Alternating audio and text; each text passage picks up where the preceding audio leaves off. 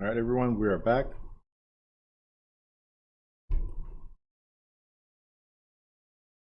Make sure you check in.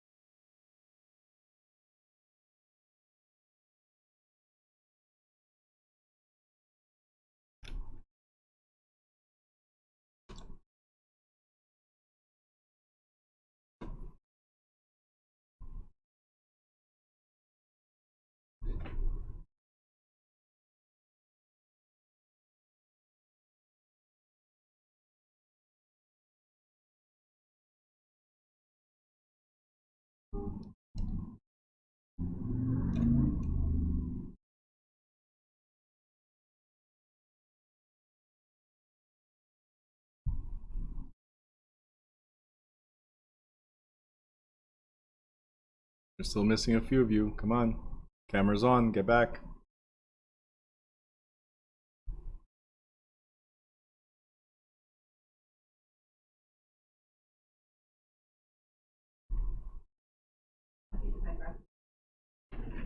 Yep. It's easier if you have the app and you just scan it. It's a lot easier.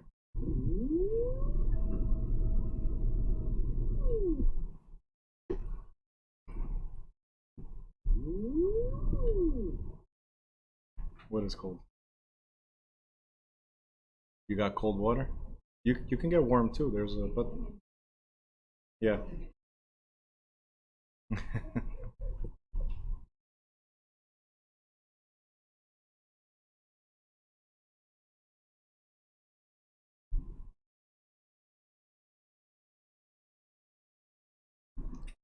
Monifa, get a mirror. Get her into the camera. She needs to check in. Who's missing? Poliana, you're missing.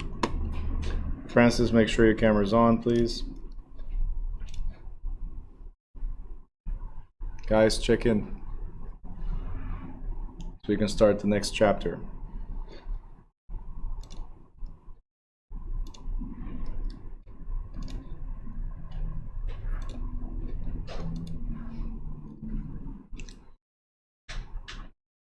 Amira, I didn't say check in and leave. I said check in and stay.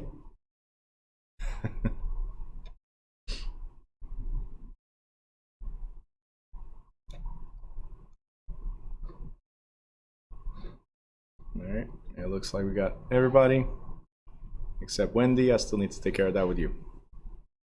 But I see you there, don't worry. I got you.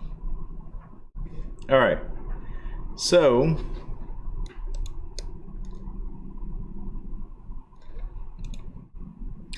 we now have fundamentals of contract law. So we're going to go over the basics of contract. No, I don't see you. You're waving your hand, but I don't see you. No. Fundamentals of contract law, basics of a contract. All right. So we're going to talk about validity and enforceability, contract creation, classifications of contracts, and contract termination. We have a few chapters on contracts. Okay. This is the first one. We did already go briefly over a lease, and a lease is an agreement or a contract. But there's a couple of things that are basic to every single contract. Okay. So some of the things that are basic is figuring out if they're valid or if they're enforceable. If they're valid or enforceable, right? Now, a contract is an agreement between two or more parties who, in a meeting of the minds, right? Meeting of the minds is, I think this is right, you think this is right, we agree to all the terms, so our minds have met in agreement with the terms of the contract, okay? Meeting of the minds, and we pledged or promised to perform or refrain from performing, so, hey, I'm going to do this, or I won't do this anymore, depending on what was the agreement, some act, right? Now, a valid contract is one that is legally enforceable. So when you see valid contract, means that there's no way to get out of it. It is what it is. You have to follow through. Okay. Now, if a contract does not meet certain requirements, it is not valid, and the parties to it cannot resort to a court to enforce its provisions. Now, I just want to point out something. We'll talk about it better when we get to the real estate side of it. You can have a valid contract but put conditions to it. Okay? So that would be a legal way to get out of the contract if the conditions are not met. What we're talking about here is the basics or the foundation of every contract. And without these that we're going to go over, without these, a contract cannot exist.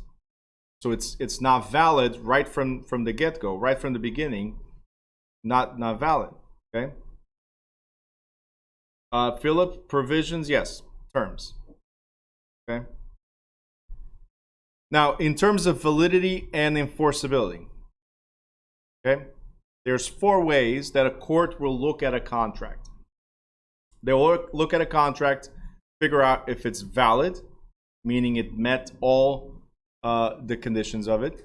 Okay, if it's valid but unenforceable, right? Yeah, it looks like everything's in order, but you really cannot enforce it or come after me. You cannot sue me, or I cannot sue you, right? If it's void, meaning it was never a good contract in the first place because of certain conditions were not met, or voidable, meaning it looks like it's okay, but one of us could avoid the contract if they were impaired somehow or handicapped somehow. Okay? I'm going to go over these in detail. So, valid contract. A valid contract is one that meets the legal terms, legal requirements. And we're going to go over this in a little bit. A valid contract is something that meets all the requirements. A valid contract but unenforceable. Let's look at this. The valid one is easy, right? A valid contract but unenforceable. State laws determine some of these things, right? For instance, some state laws say it's only enforceable if it's in writing. If it's a verbal contract, you might not be able to take me to court. Might. Okay? State of New Jersey, for instance, as of 1996, we added exceptions to the statute of frauds. So certain contracts could be verbal, and as long as you got clear and convincing evidence, you can take me to court, even though it was never in writing. All right, so one of the things that we make it enforceable is if it's in writing. Okay. Now, these laws apply in particular to the transfer of interest in real estate. Thus, while an oral contract may meet the tests of validity, it falls under laws requiring a written contract. The parties will not have a legal recourse to enforce performance. An oral long-term lease, okay, long-term lease, and an oral real estate sales contract are examples of contracts that may be valid but not enforceable. Okay? Note that such contracts, if valid, remain so, even though not enforceable. So, does this mean, let's say we have a long-term lease, a 10-year lease. Does this mean that because it's not in writing, I have to go or you have to go? No. The contract is valid, it continues. But if at any time I want to walk away, can you take me to court? It's going to be very difficult to defend. Does that make sense? So the contract is valid, but it's going to be very difficult for you to take me to court to pay you anything. Okay? You know, laying down is always a recipe for disaster. Laying down, you get to like lazy, sleep, right? So sitting up usually helps. It's okay, Francis. I won't charge you anything for you laying down. I'm not telling everybody to look at the screen right now and look for her. Right? She's just laying down. In a few seconds with my mellow voice, she's gonna fall asleep. like hypnotized. Anyway, I'm sorry, guys. I have way too much fun picking at people. Bully, I know. All right, avoid. What is a void contract? Simple. If a valid contract meets the requirements, then a void contract is one that does not meet the requirements. Simple as that. I'm going to explain to you what are those requirements in a second. And let's focus on the next one, which is voidable. A voidable contract appears to be valid. Voidable appears to be valid, but it is subject to rescission or cancellation by a party to the contract who is deemed to have acted under some kind of disability. Now, only the party who claims the disability may rescind the legal effect of the contract. For example, a party who is victim of duress and coercion or fraud in the creation of a contract and can prove it, they may disaffirm or cancel or rescind the contract. However, the disaffirmation must occur within the legal time frame for the act of rescission to be valid. Similarly, if the party who has cause to disaffirm the contract elects to perform it, the contract is no longer voidable, but it's valid. So a void contract is one that never had the requirements. We got that, right? A valid contract but unenforceable means you cannot take me to court. It's valid if we choose to continue. A voidable contract means that I can cancel the contract if I'm the one with the disability, and you cannot sue me.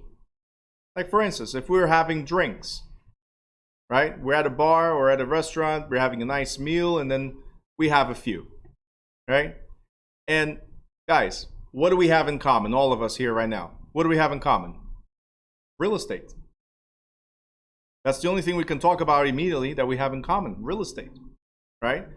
And then you guys are asking me, hey, Bruno, what would be a good deal? And I'll be like, hey, a good deal, for instance, is this for family I have for sale for $250,000? Example, right? And you're like, for family, 250? Yeah. Well, can I buy that one for a family for 250? I'm not sure. You buy it. Now, don't forget, guys, we're having drinks, right? Everybody's tolerance is different, but it doesn't matter. We're having drinks. So automatically, we're not of sound mind. If we're not of sound mind, if we're not competent on what we're doing, any decision we make, right, is invalid, right? So, if you the next day you call me up, Bruno, dinner was great, information was great. Did I sign a contract? I'm like, yes, you did. Congratulations, you're about to own a family for 250. Yeah, so Bruno, I forgot to tell you, I don't have the 250. Right? Can I sue you if you say I want to back out? I never had the money. I was not in my right state of mind at the time. I just got excited with the whole conversation, right? Can I sue you? No. All right. But if you wake up the next day and say, hey, Bruno, did I sign a contract?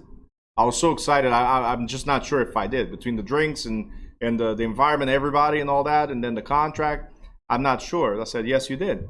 Like, cool. It was $250 for family, right? I'm like, yeah. So we're moving forward, right? If you want to. You see what I'm saying? The next day, once you sober up, once you're in your right state of mind, can we still proceed? The answer is yes. It's a valid contract. Okay? So, voidable meaning it was valid between us, right? And the next day, if you decide to cancel, you can cancel and I cannot sue you. If we decide to move forward, we move forward. That's it. Okay? So a voidable contract differs from a void contract because a void contract does not need a disaffirmation or cancellation. It's void already by itself. Voidable, we have the option to cancel the contract because of the circumstances. So what are the validity requirements? Validity requirements. Very important. These two kind of go together. This is, you got to be competent parties. That means being of sound mind and over a certain age, depending on the state. And everything you're doing, if it's sound mind, then you are fully aware of the terms, right? And you're acting in good faith, right? I want to buy or I want to sell. So that's good faith. I'm entering this contract with the intention of doing something, and I'm aware of this. Mutual consent or meeting of the minds. I agree to the terms, you agree to the terms, we're moving forward. Valuable consideration. Some type of exchange of value, right? Because I cannot give you a house for free. There has to be something in exchange, right? And legal purpose. You're not doing anything that's against the law or using the property for anything that's against the law, okay? So these are essential. You guys need to know this. We're going to go over this a bunch of times. Competent parties, mutual consent or offer and acceptance or meeting of the minds, whatever you want to call it. Valuable consideration, that's exchange of value or monies. Legal purpose, and everything must be in good faith, okay? So what are competent parties? Of legal age, mental competency, and legitimate authority. So I have not only the age to enter into a contract according to state law, but I also am fully aware of everything, and I'm the one authorized to get into the contract, okay? So can I sign on behalf of my brother? If I have that authority to do so, yeah. Got it? So that has to be given to me. There's no law to null a contract because of the use of alcohol and drugs. So it's unenforceable or voidable. Because look, if you're using alcohol or drugs, and again, the next day you're sober and you still want to move forward, good deal. Let's go. Right? But I cannot invite you for drinks with the intent of getting you to sign something. That I cannot do. So can I force you later? No. You have to be fully aware of the terms and be of sound mind, understanding, voluntarily. All right. What I want you to notice here is, depending on state law, a contract involving a minor may be either void or voidable, okay? So some states will say, hey, if it's somebody under the age of 18, automatically it's not valid. It's a void contract. In some states, like the state of New Jersey, as an example, and we'll talk about that better when we get to the state portion, the state of New Jersey says, hey, you could be a minor under certain conditions, right? Get into a contract, but once you reach the age of 18, you have X amount of months or X amount of days or X amount of whatever, depending on the contract, to show up and say, hey, I was a minor. I did not understand any of this. Now I'm 18. I'm an adult, right?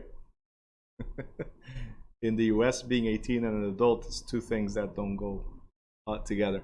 But anyway, I'm 18. I'm an adult. Sorry to any of you that's 18. I'm an adult, so now I'm competent. I'm of sound mind, and I want to move forward. Okay? Can it be a beneficiary? What do you mean? Can the minor be a beneficiary? Yeah, it's the same thing as a life insurance. I can get a life insurance on the baby. It could be based on his life, and it could be the beneficiary, but I'm the one paying for it. Yeah, always. That's different. They're not part of the contract. They're the beneficiary of the contract. Okay. Jose A. If I want to cancel a contract, can I say I was under the influence of the alcohol? Okay, so Jose A, if you're married, you're married. There's nothing you can do, man.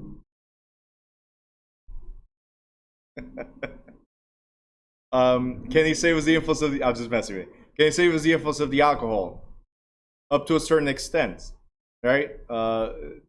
What did you get involved in? What was the? How long did you have to cancel a contract? Like you're not gonna say forever, right? And 2-3 years later, hey, back then I was under the influence of the alcohol, so this is not valid, right? So that does not work. But if you sign something today, and you want to call it a trial version of something, you know what? I was completely drunk when I signed this, so we need to cancel it. All right, might be able to. Anyway, some of these questions are better if directed to an attorney, obviously. You cannot get out of a DUI and tell the cop, hey, I was under the influence, I did not understand what you were telling me, right? That's the worst thing you can do. It gets worse. That's like admitting it. Right? Because a ticket is a contract. When you get a ticket, it's a contract. You're getting into an agreement with a cop that you are doing what you're doing.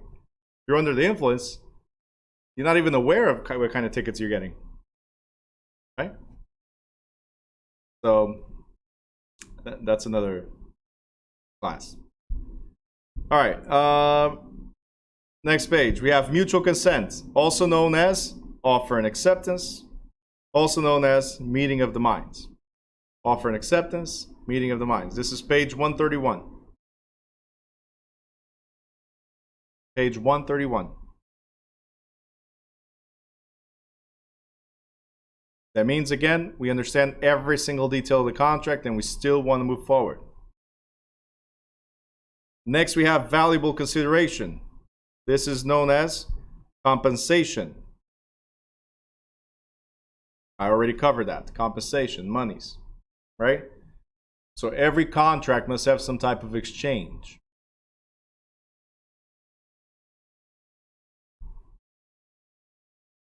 YouTubers, if you have any questions, you can always chime in on the YouTube live chat. All right. Now, valuable consideration can be anything as long as it has value. Okay? So, in this case, it says, for example, a home builder may promise to build a house for a party as consideration for receiving money from the home buyer. Or a landowner may agree not to sell the property as consideration for a developer's option money.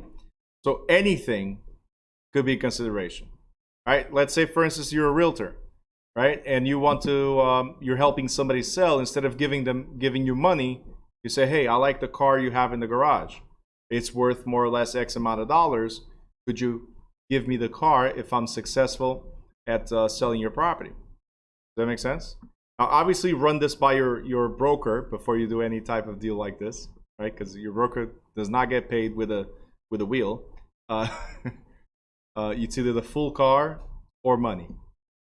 But exchange of value, something that's worth what you're doing, right? So if it's a service, it's $15,000, and you see a $15,000 car, then we exchange.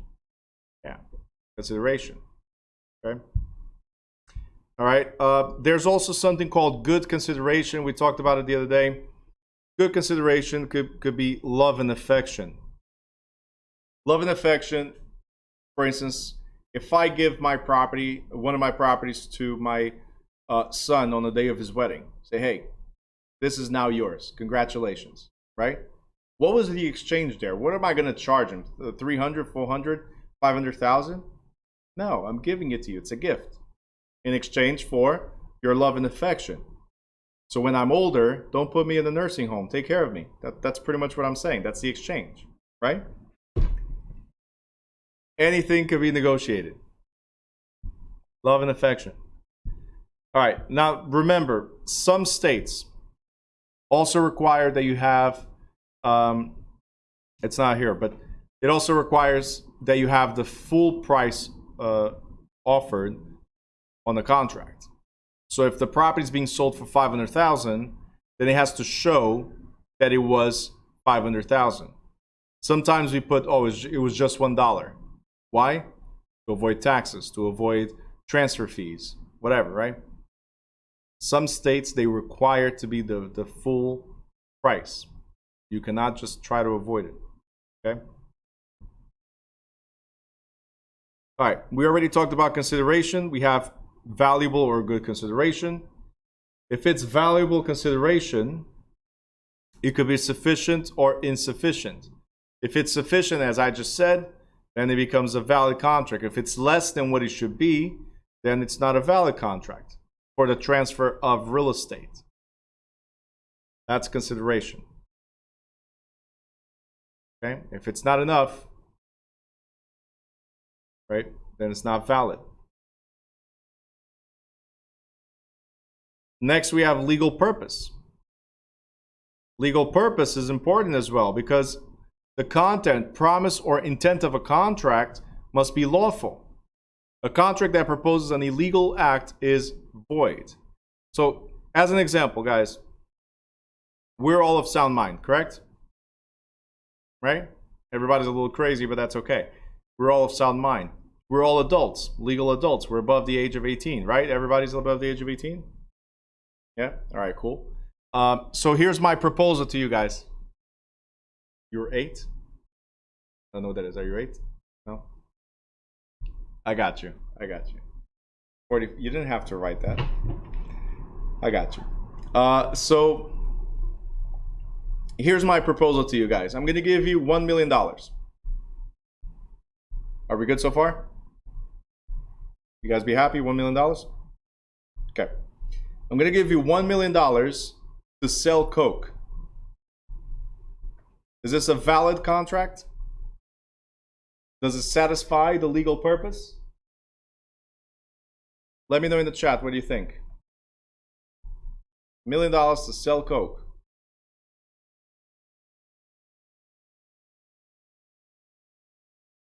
I get no, no, no. Some people are just not here. Andrea says yes. Okay, $1 million. Melissa doesn't say anything. Susanna doesn't say anything. Jose, waiting. Nobody wants $1 million to sell coke.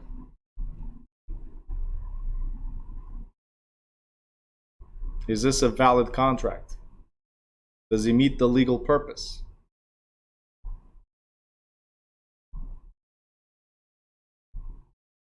Jose E says yes. Andrea M said yes.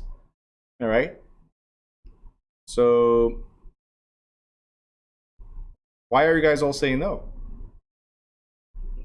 Because it's illegal? Coke is illegal?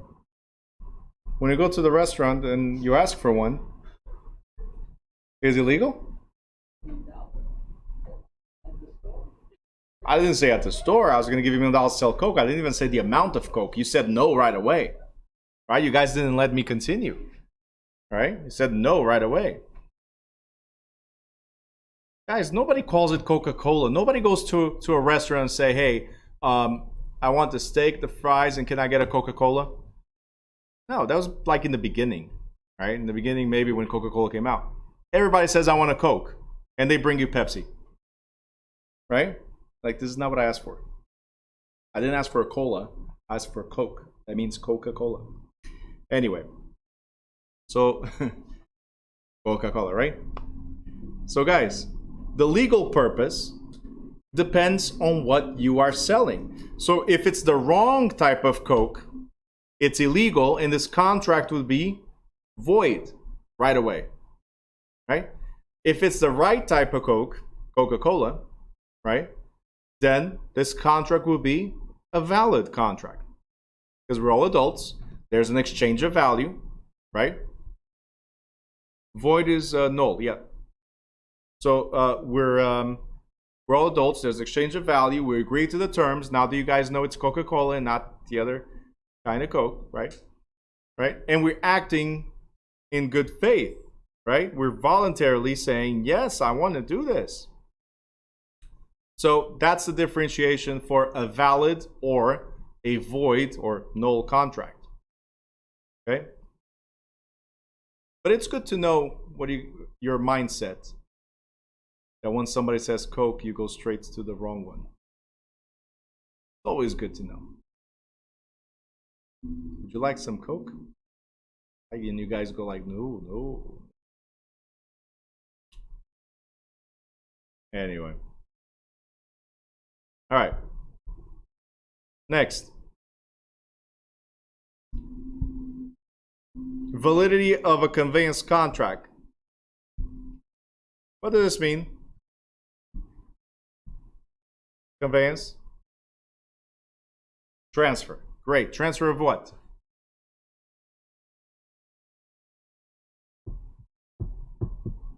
Transfer of what? Title. Title to what?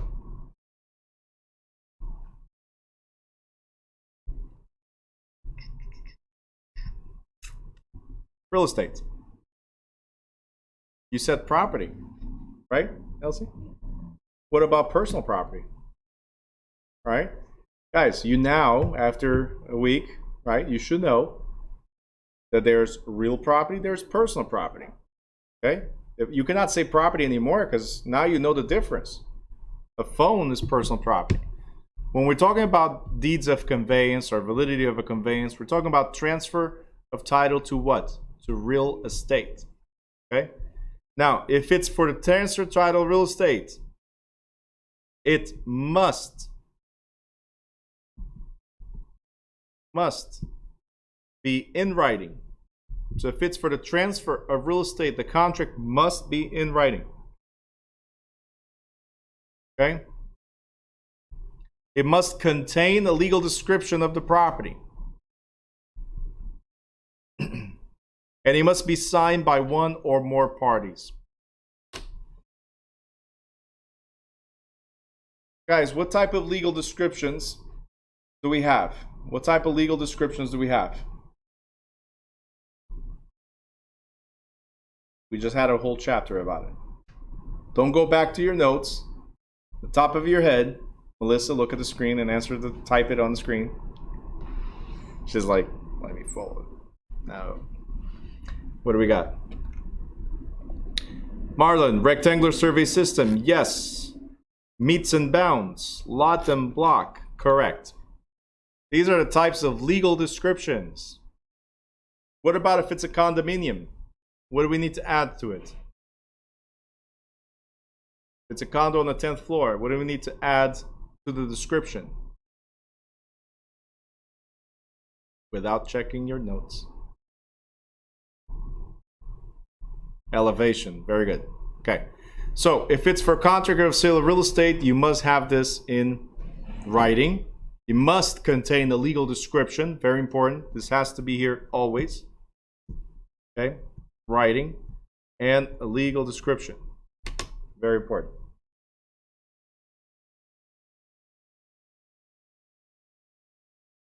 Now, a lease contract that has a term of 1 year or less is an exception. Depending on the state you're in, it could be 3 years, it could be 5 years or less, right? These do not have to be in writing to be enforceable. All right. Every state has something called statute of limitations. The statute of limitations is to either the right to rescind or to sue in a transaction. Each state has a statute of frauds, right?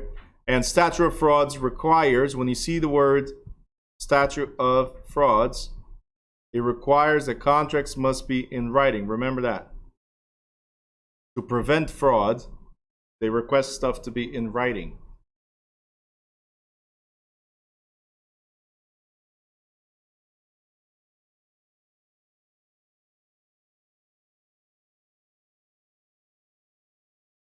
Okay?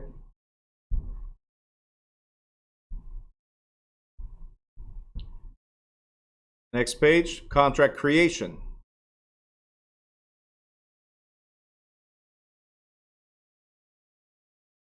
Contract creation. So you guys already know most of this, but for a contract to exist, there has to be an offer, right? And there has to be obviously an acceptance. So you guys got this, right? What about next page, counter offers?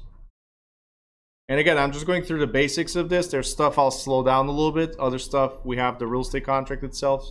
There's a chapter just for that. So I'll address it there. But if I put an offer and you accept, we're good to go, right? But what if I put an offer, I'm offering you the $200,000 you want for your house, but I want you to include includes the drapes or the curtains that you have. Okay.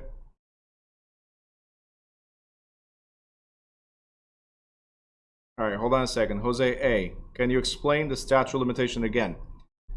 So statute of limitations is what limits you in lawsuits or cancellation. So you have a certain amount of time. When we get to the state portion, I'll focus on that because it's based on each state, right? So it's a certain amount of time you have to sue someone.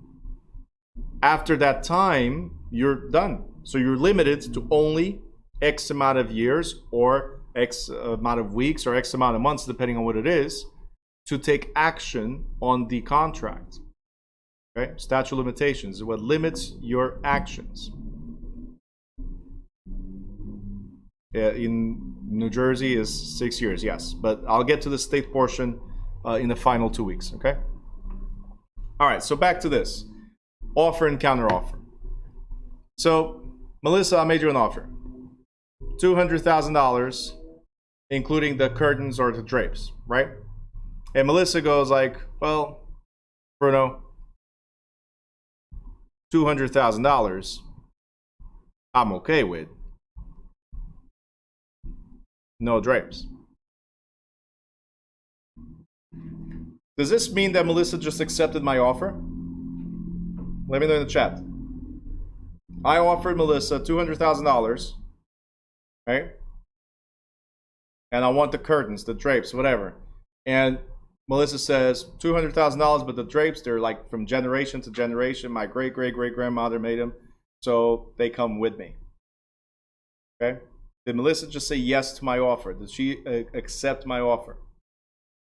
No. Okay? Guys, any change, doesn't matter how ridiculous it might sound. Any change, does not matter how ridiculous it might sound. Oh, the drapes, right? This is considered automatically a counter offer. Okay? So if it's a counter offer, thank you, Jose E. If it's a counter offer, then it's a rejection of my original offer. Melissa just rejected me. I can't believe this. It was a good offer. All I wanted was curtains. You don't have, she just went like, yeah, and? You don't have to do that. It's just curtains, okay? But anyway, it's rejection. So this means, hold on, I think somebody wrote here. There you go, Philip. It means that the original offer is void. Let me correct you on that. It's not the original offer is void. The obligation on the original offer is void. See, because Melissa said no drapes, right? She rejected my offer. I can walk away. I can walk away. Not like, hey, you don't want it, you don't want it. Fine. Okay? Can Melissa then come back to me and say, hey, Bruno, okay. You know what? Curtains, take them. Take them. I can get grandma to make another one. Don't worry. Just take them. I'll take the 200,000. Right? Do I have to go back on my word?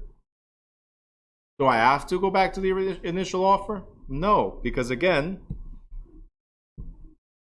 it was rejected. Every time there's a change is a rejection. If it's rejected, I'm no longer obligated to keep going. I can walk away. What if I say, well, since you, Melissa, since you are being stubborn about the drapes, because you said no drapes, you know what? I'm going to discount $1,000. right? Let me ask you something. Melissa said 200, no drapes. Now I'm saying 199. Is she bound to accept my offer and move forward? No. Again, this is a counter. This is another counter offer right here. And we can go back and forth for a very long time. Any change that we make, any small change we make to a contract is automatically a counter offer. Therefore, a rejection. And if Melissa says, well, Bruno, for $1,000 less, I'm not selling, right? Can I say, okay, you know what? Fine. I'll give you the $200,000. Does Melissa have to accept now? No, because I already issued a counter. This is what you have to remember for school or state exam. Every time there's a counter, there's a rejection, and the original offerer, so whoever created the offer, right, is released of liability. So you cannot sue me, and I cannot sue you, because there was the rejection back and forth, right? Any questions here? Pretty simple, right? Straightforward. Okay. Today is only simple chapters. See that? All right. So we talked about that. Again, I have here in green, rejection. Okay, counter offer. By changing any of the terms, it's a counter offer.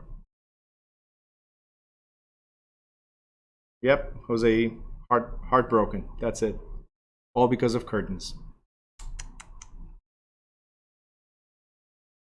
All right. So, rejection.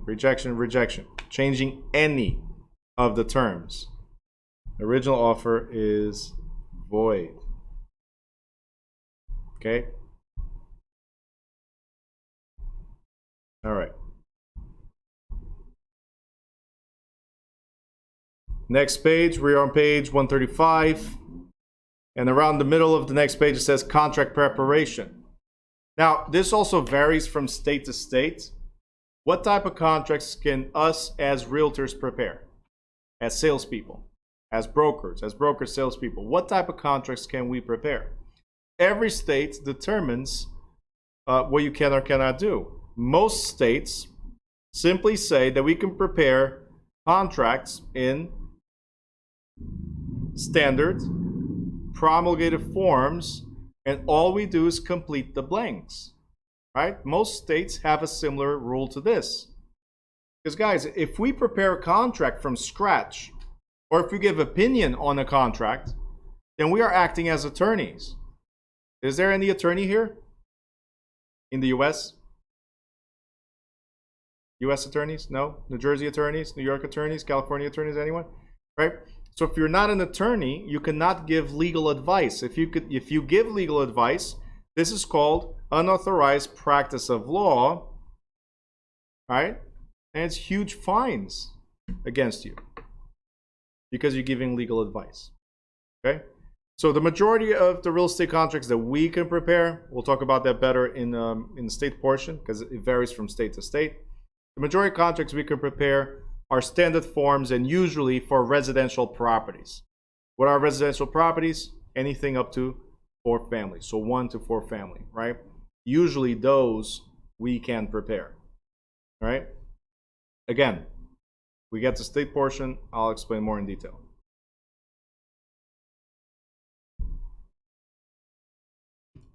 Next we have classification of contracts.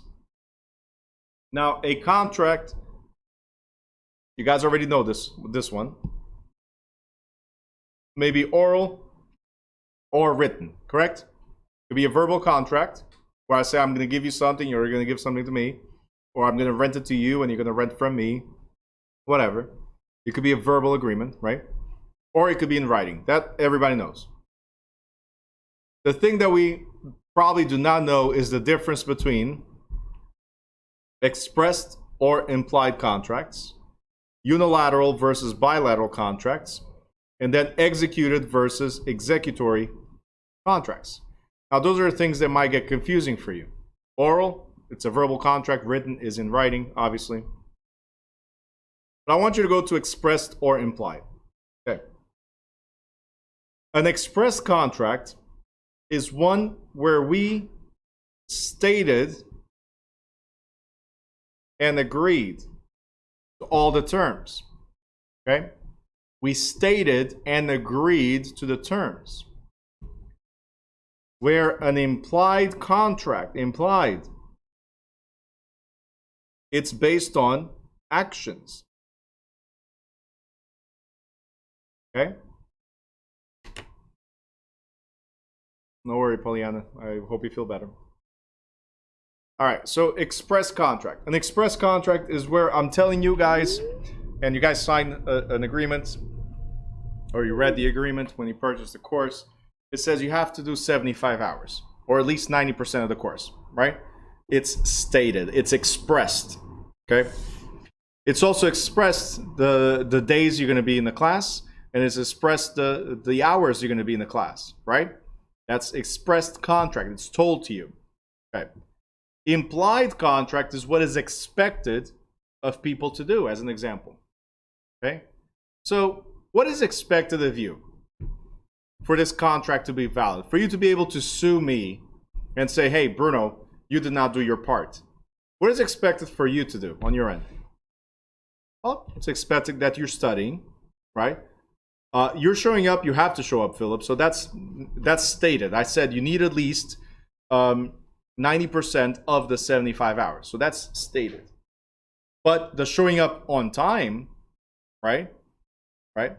Paying attention while in class and studying when you're not in class. So that's an example. I did not say anywhere in the contract that, hey, your body must be present and paying attention. No, it says your body must be present, right? 75 hours, right? The rest is based on you. It's implied that for you to learn, you have to also, or to pass, you have to also production, give more, right?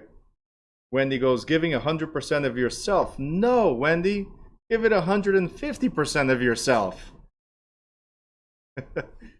Monifa says, turn on the camera. That's right. You got it, Amira?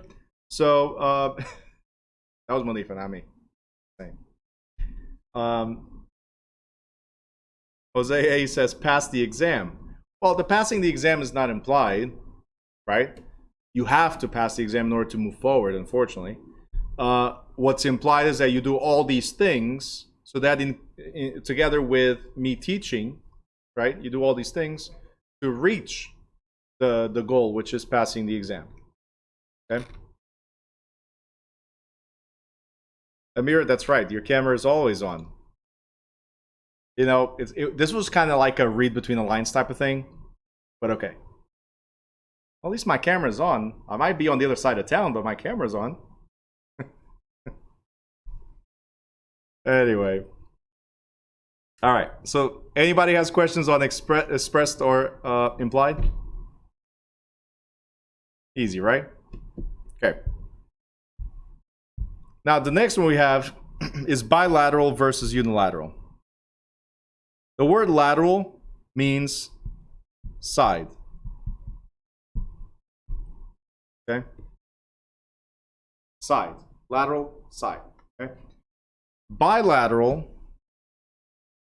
means it's two. Unilateral means it's one.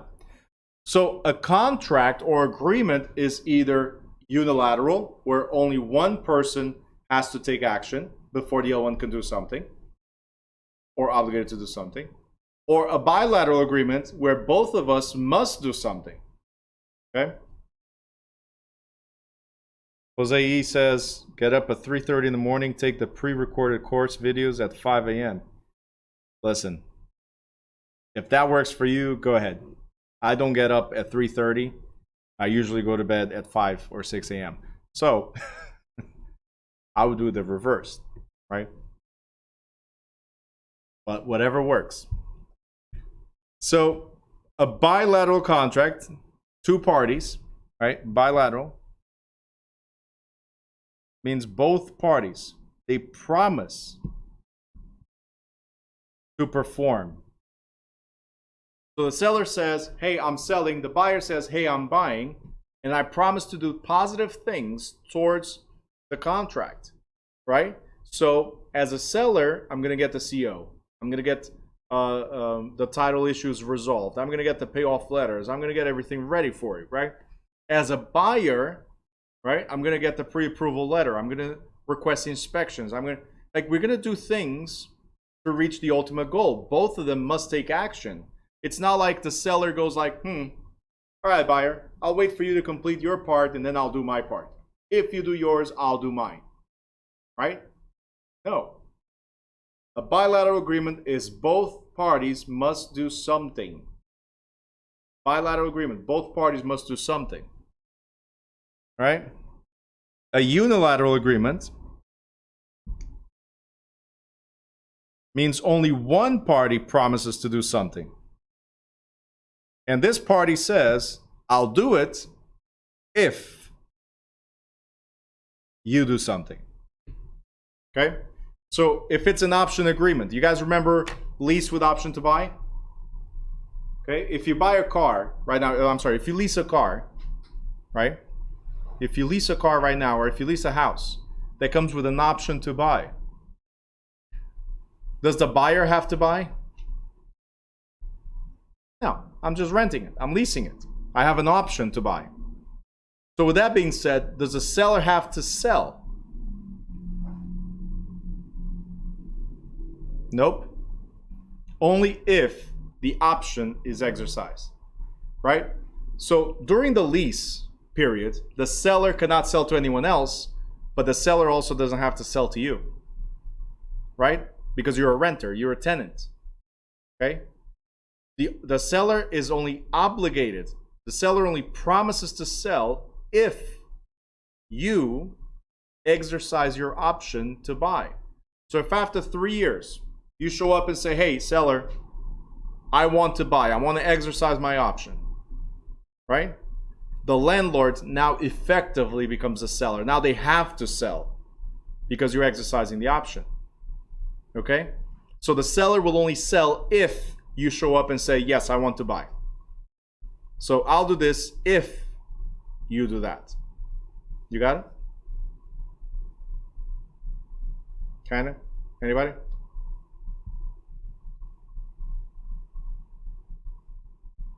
Questions? Right here. The seller promises to sell the property if the buyer exercises the option. Okay? So the buyer does not have to buy, but the seller also does not have to sell, only if the option is exercised. So they must sell if it is exercised. If it's not exercised, then no, I don't have to sell. Read the rest. What do you want me to read? Did I miss something?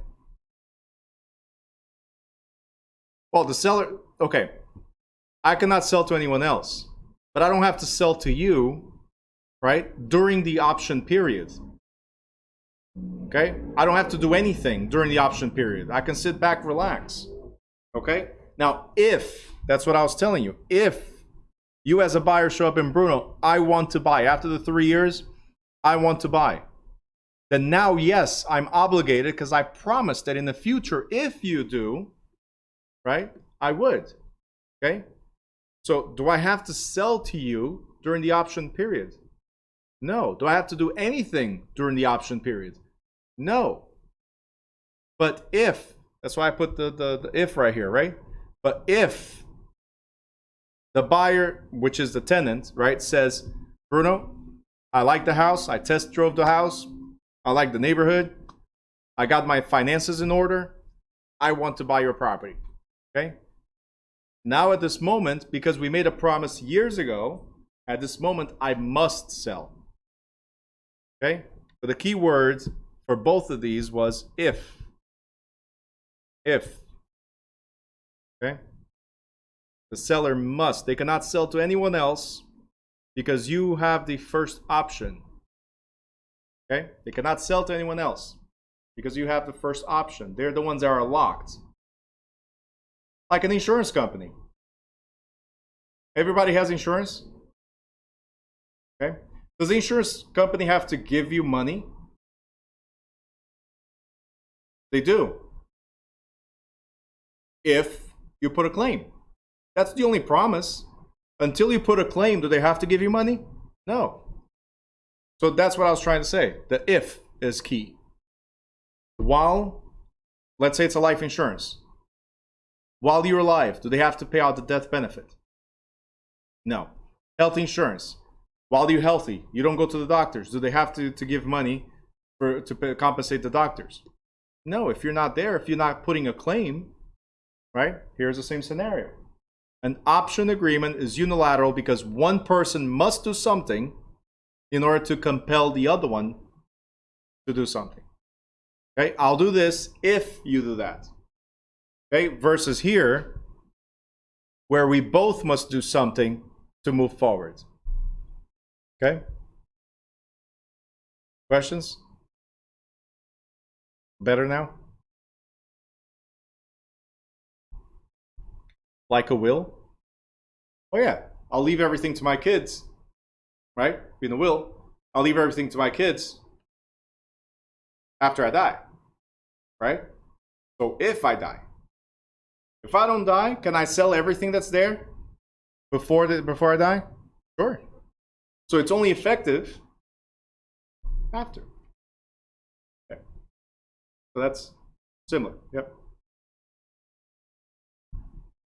All right. And the next words we have are executed and executory. Okay. Now, executed means finished or concluded, right? Executory means pending. Okay? So, executed or executory. Executed means finished or concluded or done. Executory is pending. So, when we have a contract,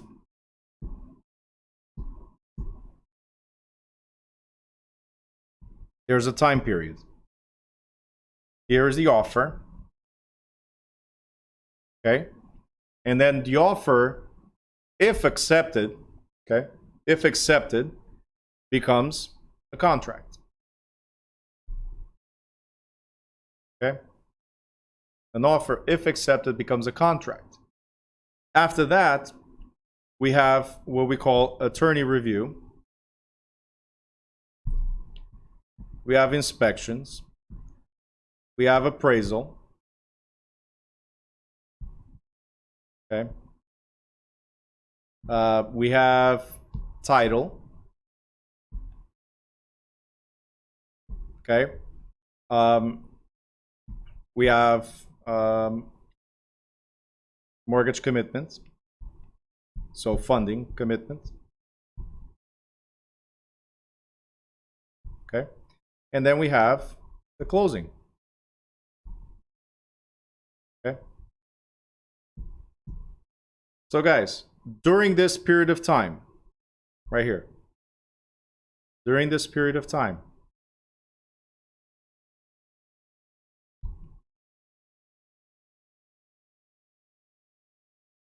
this is executory.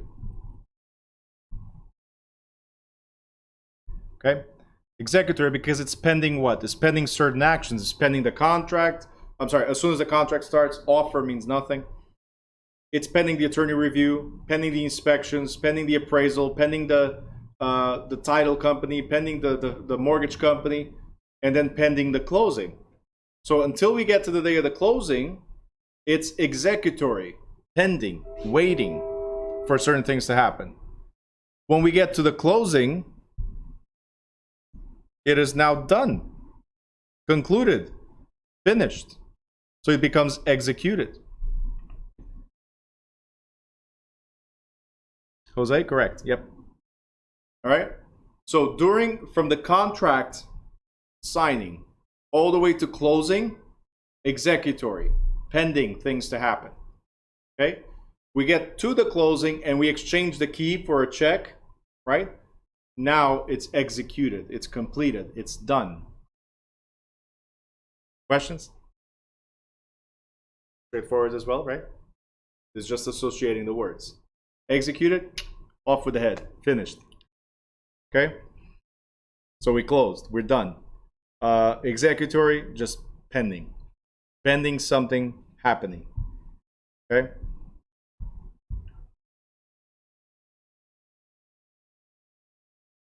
Okay. Feel better. All right. Contract termination, guys. A contract could terminate because of, hopefully, the best thing ever, performance. Our job is done, so the contract is over, right? Our job is to help somebody buy or help somebody sell or help somebody rent. As soon as we accomplish that, we're good to go. Our contract is performed. Over. A contract could also stop because of infeasibility. Infeasibility means not possible to perform. Infeasibility means that there's something that stops us from moving forward. It's not me, it's not you, conditions. For instance, if the property does not appraise, the mortgage company will not give the loan. Can the buyer still buy? They want to, but they cannot. It's impossible. That cancels the contract. There's an issue with the title of the property. The seller cannot sell anymore because it needs to correct the problem. Can they sell? No. Was it the buyer? Was it the seller? No. Conditions or whatever's happening at the time. Contingencies. Yeah, the contingencies allow you to get away from it. Okay. Now, mutual agreements. We can cancel a contract because we agree to it. Hey, Mr. Seller, I don't want to buy anymore. And seller says, hey, Miss Buyer or Mrs. Buyer, I don't want to sell anymore. We're in agreement. Boom. A contract could also be canceled or rescinded during the cooling off period. What is a cooling off period? So cooling off period is, I want you to think about the attorney review time, for instance, or I want you to think about I get to think about it twice. Because when we decide to buy something, have you ever had buyer's remorse? Like you bought something and you're like, I shouldn't have done this. Right? Have you ever done this? This was me when I got into stocks the first time, and then I said never again. I bought it. I did not know what I was doing, and all of a sudden I see it going down and I sell everything, right? And I lost money the first time. This was me. Buyer's remorse. I should have never gotten into it. I should have had somebody that knows how to play the game, right? There with me. So in real estate, they give you the cooling off period. It's not like I can call the stockholder and say, hey, you know what? I just bought it this morning. You guys tanked, but I was still in the cooling off period. Can you please give me my money back? No. But in real estate, they give you that option. Okay? In real estate, in New Jersey, for instance, we got 3 days of business days for attorney review. During that period of time, or the cooling off period, okay, it allows a statutory amount of time after entering into a contract to rescind or cancel without cause. So I do not need any reason. During the attorney review period, we're not under contract. Okay? During the attorney review period, I can say, you know what? I don't want to sell anymore.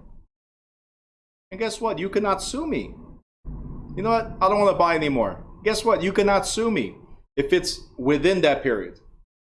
Beyond that period, that's it. Beyond that period, you're under contract, and the only way to get away from it is if contingencies are met or not. Okay? I'm losing more than 2. What are you losing more than 2, Jose? Andrea says, how long is it? So that depends from state to state. It depends if it's properties inside the state, if it's interstate properties. There's a lot of depends here. If it's planned unit developments, there's different time periods. When we get to the state portion, I'll go more in detail of what our cooling off period is in that particular state. Jose A says, stocks. You're losing money in stocks? And you're still holding on? I panicked. The first time I panicked, I sold everything. Like, you guys know Bitcoin, right? It's not stocks, I know. But you guys know Bitcoin. So I had Bitcoin when it was like a fraction of what it is right now. Right? I bought it for like 3,000 or whatever. It went up to 17 and then it started coming down. As soon as it started coming down, I didn't lose money on that one. But as soon as it started coming down, I sold everything I had. And I'm like, oh my God. Now you see it at 60,000. I'm like, dummy. But anyway, when you don't know, you don't know. I didn't know. I was like, what the heck is this crypto thing? And I'm a tech guy. Imagine that. Blockchain and virtual currencies. I'm only used to the dollar. That's the only virtual currency I'm used to. Imaginary money. Could have been a millionaire, I know. Anyway. But that's what it is. Look, that period of time is a period of time where I made a mistake. I want to get out. I don't need to give any explanations. I wish I could have gone to Bitcoin and say, hey, I made a mistake in selling. Can you give it all back to me? Let's keep this rolling. Right? And Ethereum, Litecoin, and all that stuff. I had Litecoin and Ethereum when they're like less than $10 or whatever.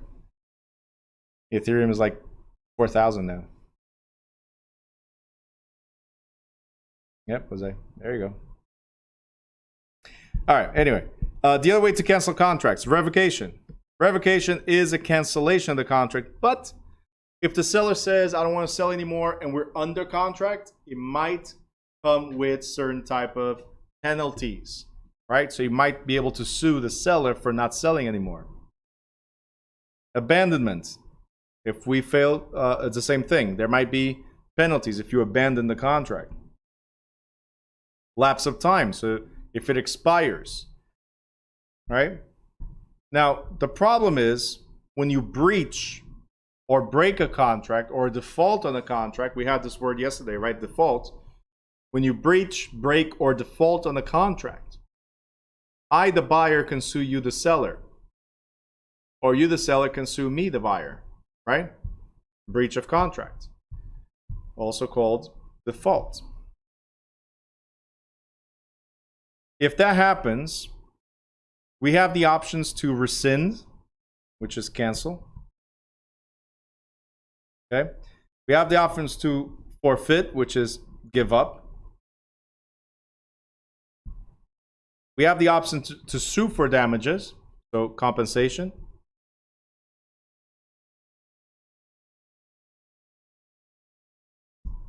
And then we have the option to sue for specific performance. Now, do you guys remember when I mentioned this yesterday, specific performance? Do you guys remember what this means? Sue for specific performance? Anyone?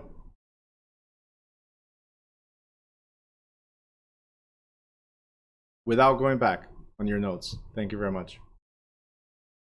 Jose S says yes. Great answer. You guys remember? Yes. What is it? I don't know. But I remember it. Philip says to have them perform the job. Okay. Jose says you have to sell or buy. That's a must. Yes. So it's either force you to do the job, which is if you're going to sell, you have to sell. If you're going to buy, you have to buy. All right. So specific performance is forcing the terms of the contract.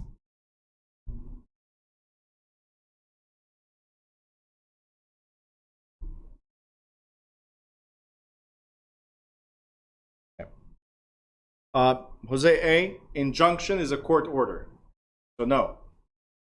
Specific performance is me looking for that injunction.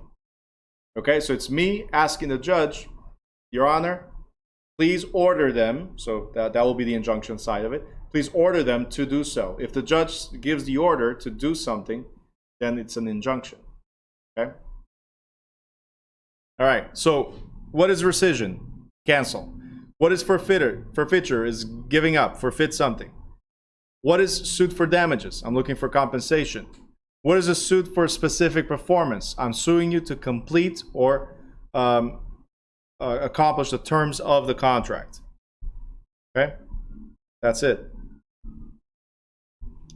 Very important that you remember that.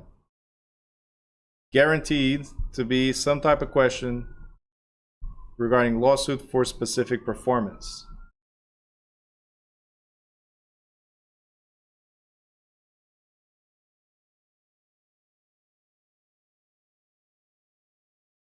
Okay? YouTubers, any questions before I move forward? There's like 6 people watching.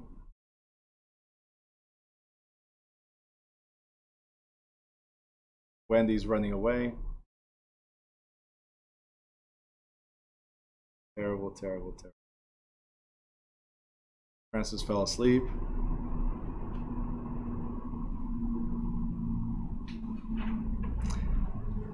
All right.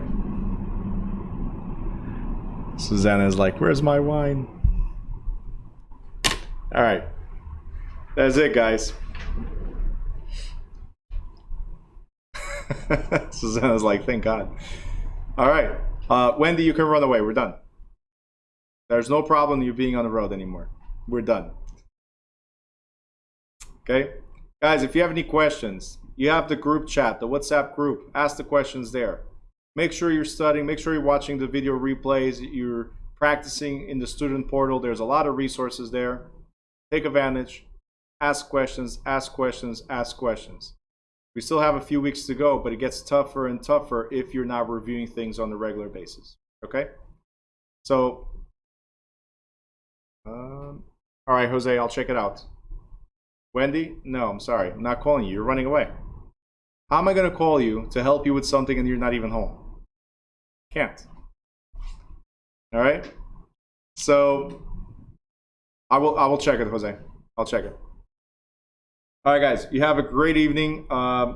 YouTubers, enjoy. I'll see you tomorrow at 5:30.